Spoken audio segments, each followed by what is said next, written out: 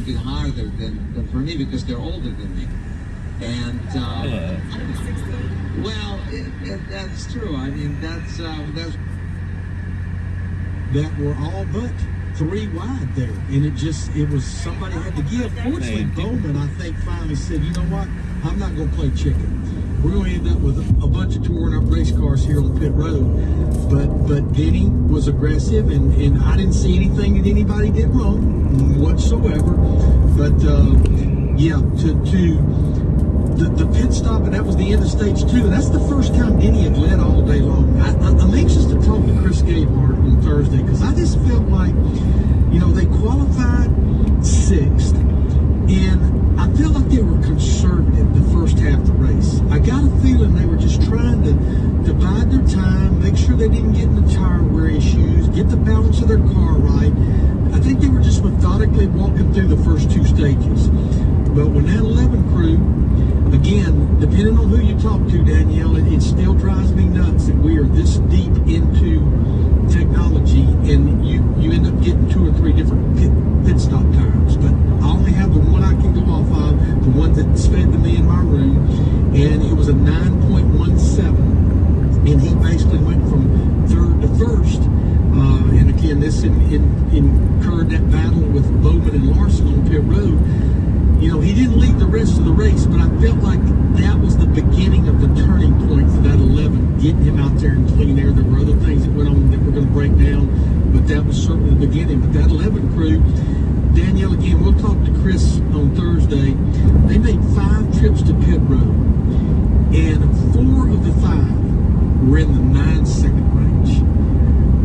This is where we're getting, there were one time yesterday, and I had pointed out to the guys in the booth what it was. It was a set of pit stops, Danielle, at the end of stage 2. Everybody pitted at lap 254. Of the top 10, 7 of the top 10's pit stops were in the 9-second bracket. If you don't get down in those 9 seconds, there's a good chance who would have ever thought it, that you're going to end up losing spots on pit road. But that was the beginning of the turning point, I think, for Denny and this 11 crew. 9-1, if you're calling that one, 9-1 second stop. That's the information that gets fed to me, and that's all I've got to go off. It's like the broadcast has one, teams have one, we have another one through our system of Racing Insights, and that's all I've got to go off of. And it's comparable. At least we're comparing apples to everybody else, because on that stop, the 11 was a 9-1, heck, the 5 was a 9-8. They didn't have a bad stop by no means, by no stretch, but it was enough to lose the lead off pit road. Yeah, and give Denny the lead outside, where he was so good all day. The first time Denny was out front. Now, you heard later in that remix we just made, 2 cautions, a restart with 73 to go, another restart with 63 to go. Incredible restarts by Denny Hamlin. Just getting a good launch on the outside of Larson. And what an epic battle we saw. With 63 to go down to the stretch. 2 of the greats just battling it out. Absolutely incredible to see Kyle Larson kind of trying to reel Denny in, had it not been for a few more laps. But I go back to pit road, because that was to set up the final stage, right? That 9-1 stop versus Larson's 9-8, that was to set up the final stage. Guys pit before we go back out with 140 to go to decide it. I want to go back to stage 2 though, just to reference how good the 11 is. Because remember at stage 2, where Larson comes in, Truex comes in, Truex's crew had a 12.7 second stop to Larson's 9.9. That is 3 seconds slower for the 19. And the reason that I bring that up, those were your top 3 finishers, right? Denny Hamlin finishes first, Kyle Larson second, Mark Truex third. Who knows, had Byron's car not fallen off the jack in that same stop, what could have been for Byron, because I thought the 24 was strong. But Truex, Larson, Denny, 3 of the best cars, if not the best, all day. And pit road is going to decide how this thing settles out. The pit crews now are helping settle the score. And I hosted PRN Fast Talk this morning with Alexis Erickson and Lee Spencer, and Lee brought up something that I thought Larry was interesting. She said, remember last year when Mark Truex's pit crew was an Achilles heel, and either he or somebody on the 19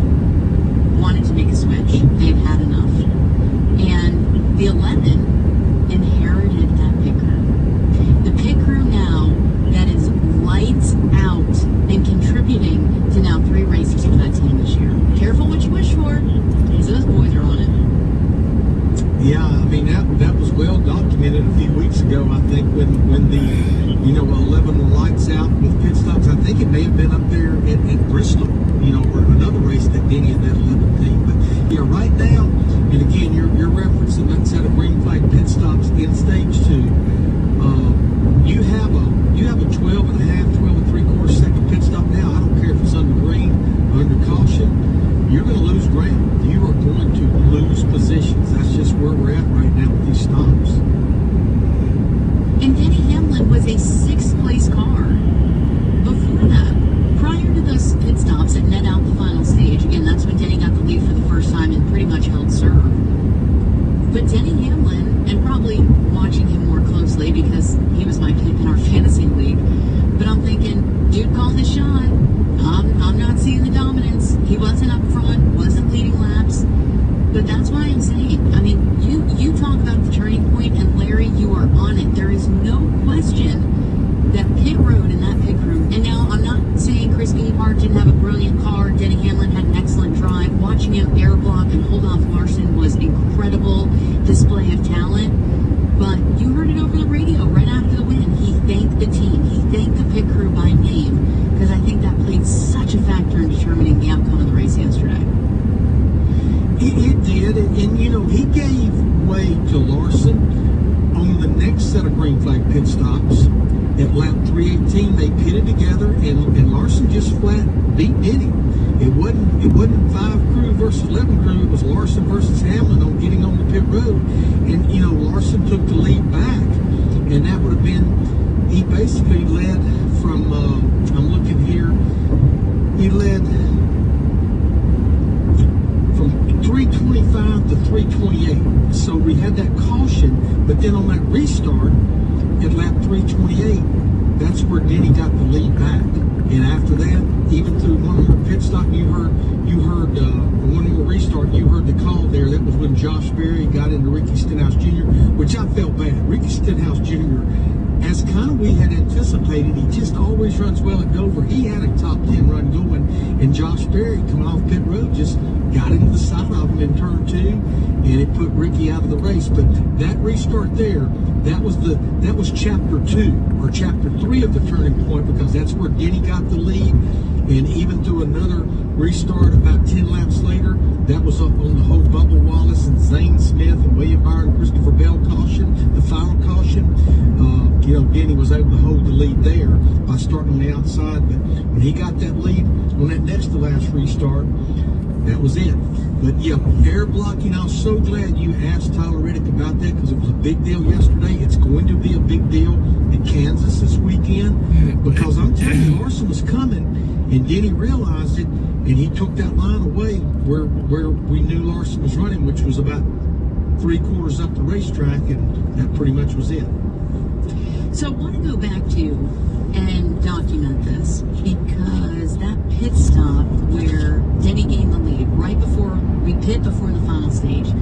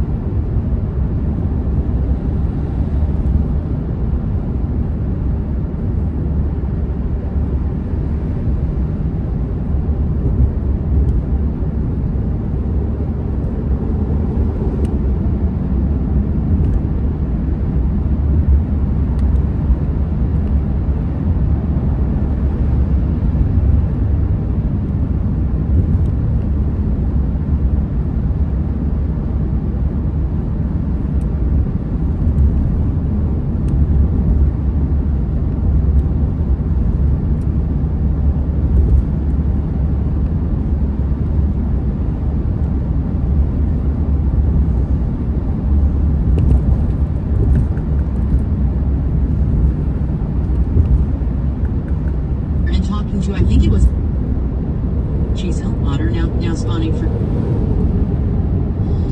World girls were asking me on PRN this morning, like, do you think there's a deep-seated issue between Kevin Hamlin and Alex Bowman?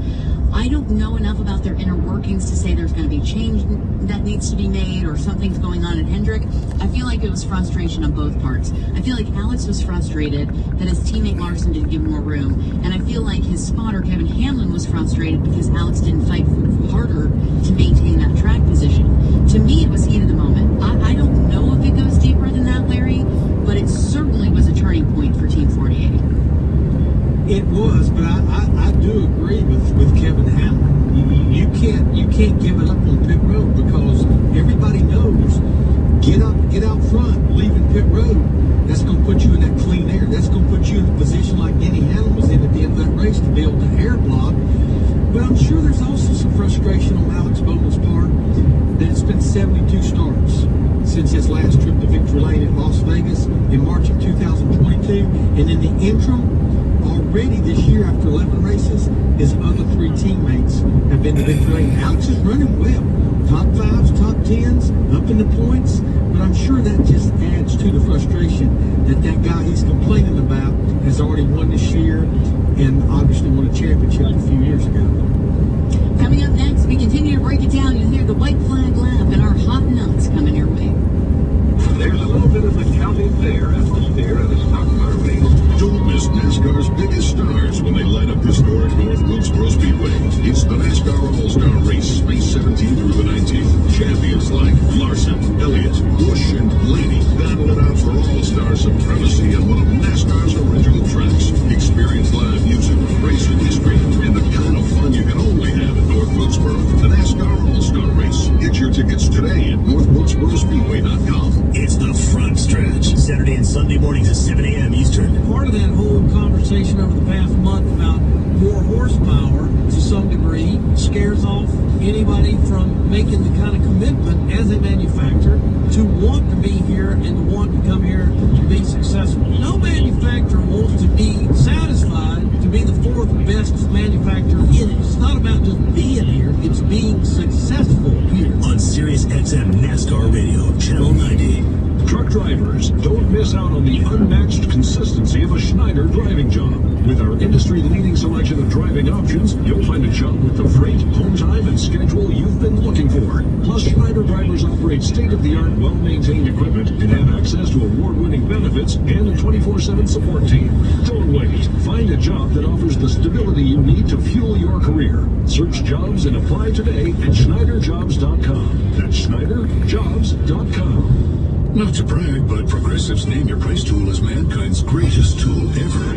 Even better than the wheel. Sure, without the wheel, we wouldn't have modern transportation or funny videos of dogs riding skateboards. But without the Name Your Price tool, we wouldn't have easy access to auto insurance options based on our budget. And while cars do need wheels, they also need insurance. And insurance never goes flat. Learn more about the greatest tool ever. The Name Your Price tool at Progressive.com. Progressive Casualty Insurance Company and affiliates. Price and coverage match limited by state law. Not available in all states. Have you Googled yourself lately? Are there negative posts from an ex-employee or from a former client? Maybe an outdated news article? Search engines don't always get it right. For right or wrong, it's your reputation on the line. That's where Reputation Defender by Norton comes in. Take control with Reputation Defender. Their cutting-edge approaches help you to wipe away unwanted information in your search results. They also promote the good stuff. You can start by getting your free Reputation report card at ReputationDefender.com or call 800-909-8551 to speak to an expert. When it comes to any clothing, fit is a complicated thing. When that clothing exists at the intersection of style, function, and performance, fit is even more essential. Holderness and Bourne, founded by friends Alex Holderness and John Bourne, available in high-end pro. 2 more blocks to go on that parade route. When she screeches one of these demons loose, she acts surprised by it. And she goes,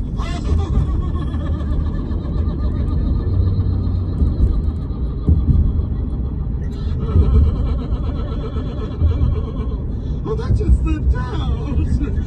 Oh, well, that just slipped right out. Don't worry, mine don't smell. And I say, let you love tacos. Last thing.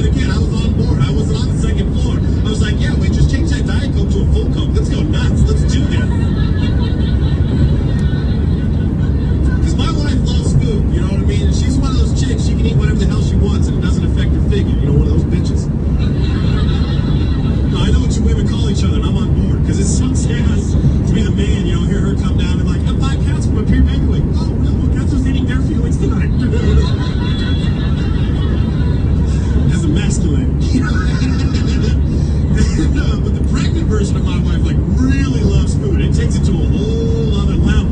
Like seriously, we went to Chipotle. She came with me on the road when she was pregnant with my first son. We were having burrito bowls, and I ate mine real quick. I go, I gotta get to the show, so we eat yours in the car. So this is what I heard while I'm driving to the show.